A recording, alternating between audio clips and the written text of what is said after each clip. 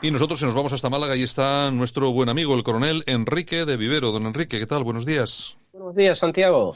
Bueno, a ver qué tal nos escuchamos hoy. Que noto ahí por ahí algún pequeño corte, pero nada, yo pienso que lo vamos a poder solucionar y lo podemos hacer bien. Bueno, don Enrique, pues vamos a tocar hoy tema militar también, porque hace 2 días se conmemoraba pues el aniversario de la batalla de Krasnivor. No sé, para muchos de los que nos escuchen, sobre todo los más jóvenes, igual no les suena absolutamente de nada, pero bueno, hace ya unos años, bastantes, unos españoles, una división de voluntarios españoles, la división azul, pues se encaminaba hacia la Unión Soviética para devolver la visita a los soviéticos, la que habían realizado a España, y allí se fueron a pelear contra el comunismo, que esa era, bueno, la base de todo aquello. Hubo muchas batallas, hubo muchas heroicidades por parte de los españoles, pero seguramente, Enrique, la batalla más importante, o por lo menos la que más ha trascendido, ha sido la de Krasnivor, ¿no? Sí, efectivamente, la de Krasnivor, que fue allá para la fecha del 10 de febrero del 43, hay que decir pues, que efectivamente, que como tú has comentado, esa división azul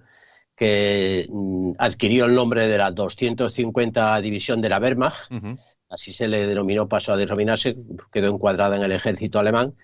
Esta división azul, digamos, fue la aportación del gobierno del general Franco en aquel momento, en el año 41, para devolver las ayudas, aunque España era un país no beligerante en la Segunda Guerra Mundial.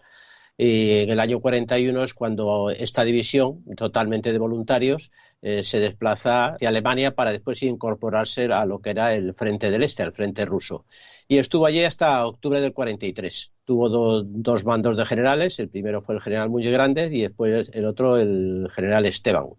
Lo que sí ha trascendido, Enrique, es que los soldados españoles, bueno, incluso decía el propio Hitler, ¿no? Que eran un poco cada uno a su aire, pero que al final eran fieros guerreros. Sí, Hitler le comentaba, de hecho, que eran esos andrajosos que andaban por ahí, le llamaban andrajosos por lo mal vestido que iban. Claro, es que el equipo que tenían pues era muy pobre, se lo había dado el ejército alemán, pero poco más, ya no les daba más después.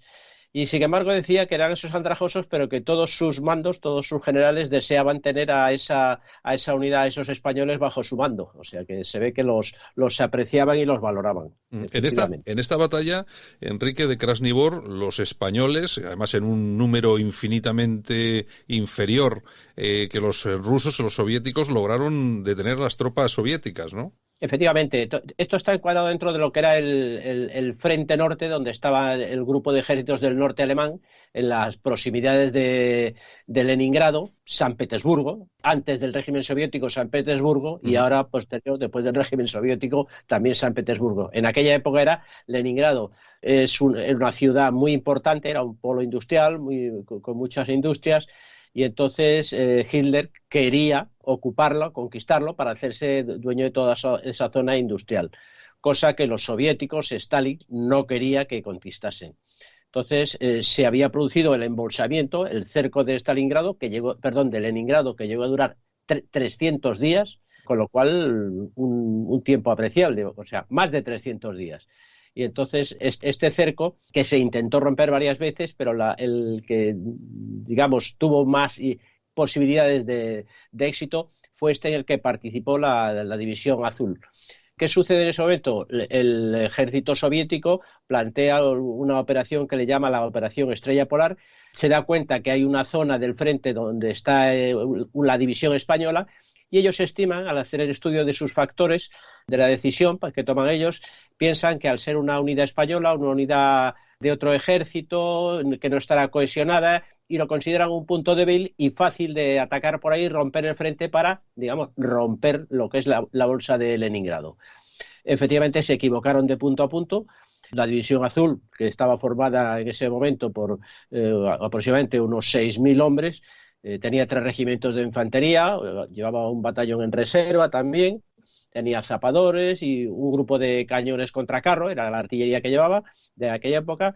Tenía una compañía de zapateros y curiosamente llevaba un grupo, una que se llamaba la Legión Verde Portuguesa, un grupo de portugueses que estaban también incluidos ahí. Bien, pues todo este conjunto, estos cerca de 6.000 hombres, son los que se oponen la resistencia a las 4 divisiones soviéticas, que eran más de 40.000 hombres, allá por 44.000 hombres, y más de 100 carros de combates que se le vienen encima.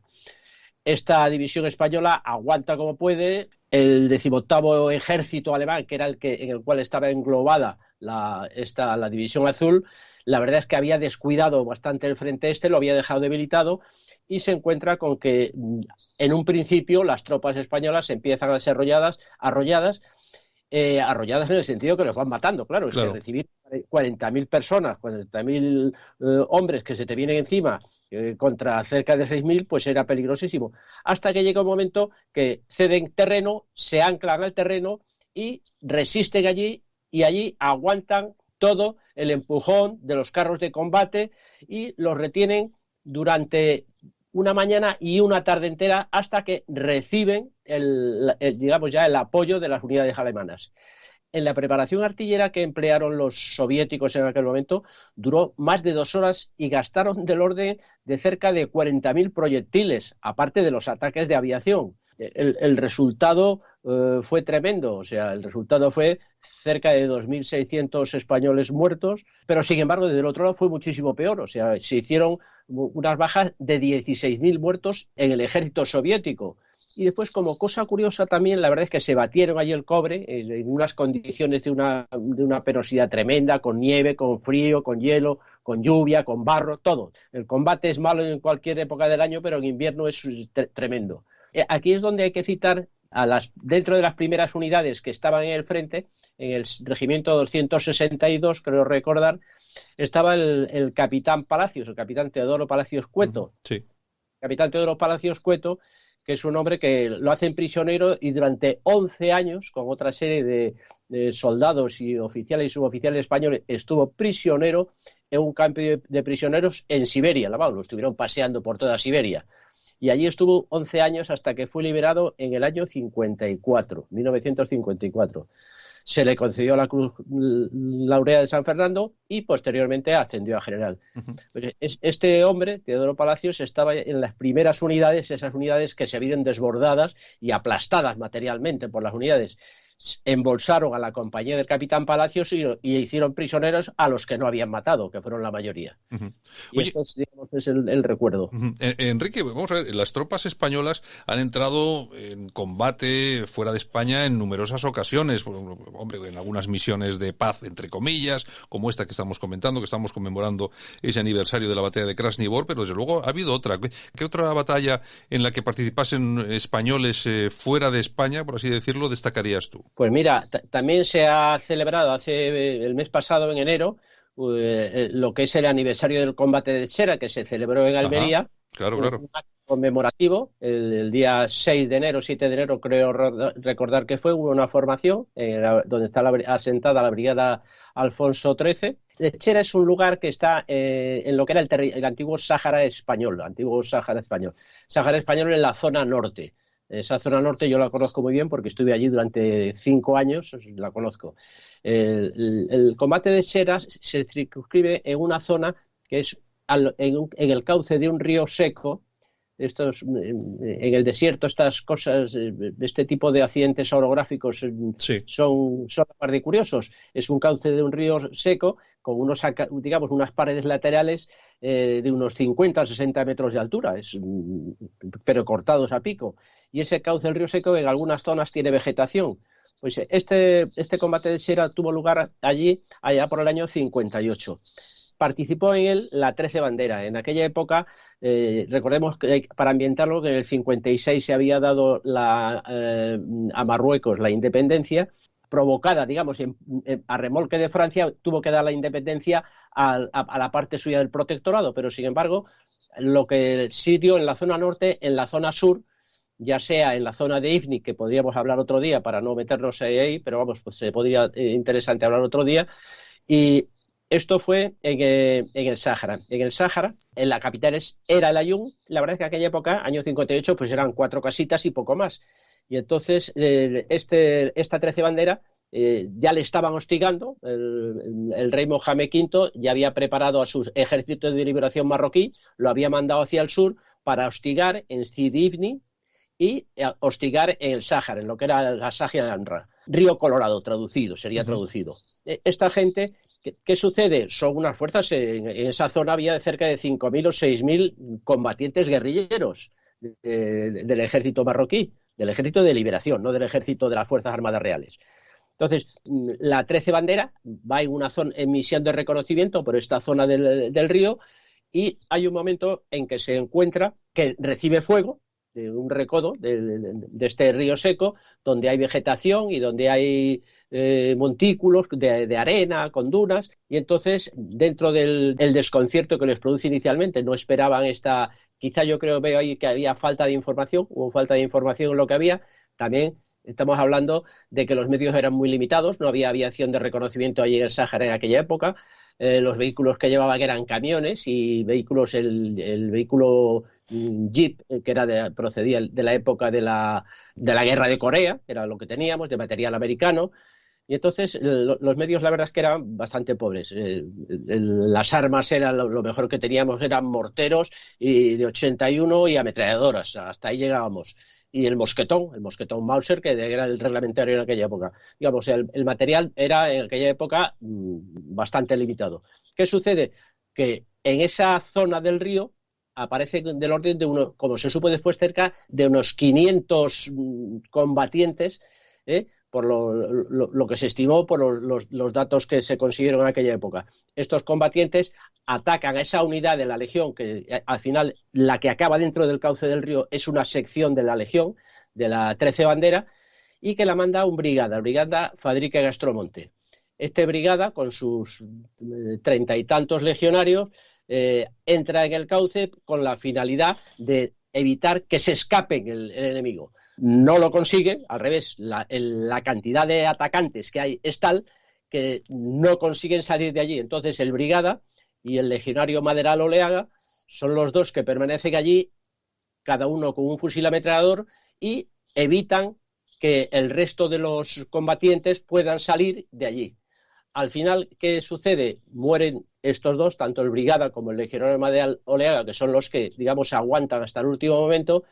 El resto de la 13 bandera, todo este proceso que te comento dura a lo largo de todo el día, desde las 10 de la mañana hasta la noche entera, hasta que al día siguiente es cuando, digamos, ya se refuerza con otra bandera de la Legión y acuden allí y se descubre que efectivamente por parte de del ejército de la Liberación marroquí hay más de 50 muertos, por parte española hubo 37 muertos, y entre ellos estaban el brigada Fadrique Castromonte.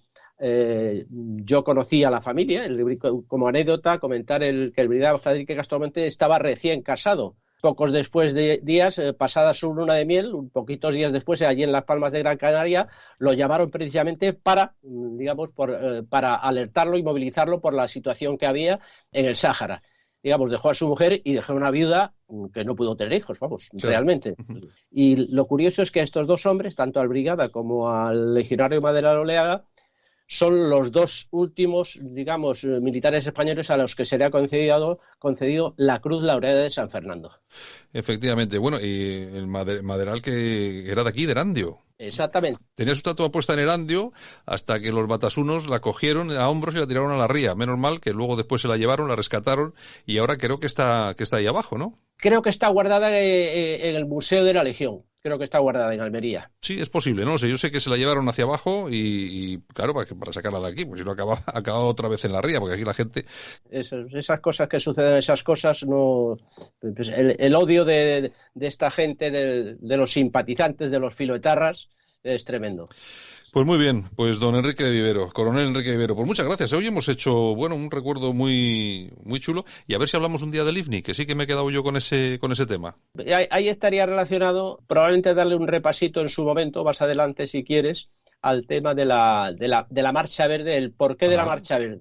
El porqué, más que la Marcha Verde en sí, los orígenes de la Marcha Verde y por qué el Polisario, ahora se queja mucho el Polisario de lo que está pasando y que ha tenido que entrar otra vez en conflicto con Marruecos, pero realmente los culpables de la situación de lo que ha pasado en el Sáhara fue el Polisario, yo lo tengo muy claro. Pues muy bien, don Enrique, un abrazo, repetimos la semana que viene. Gracias. De acuerdo, Santiago, un abrazo fuerte.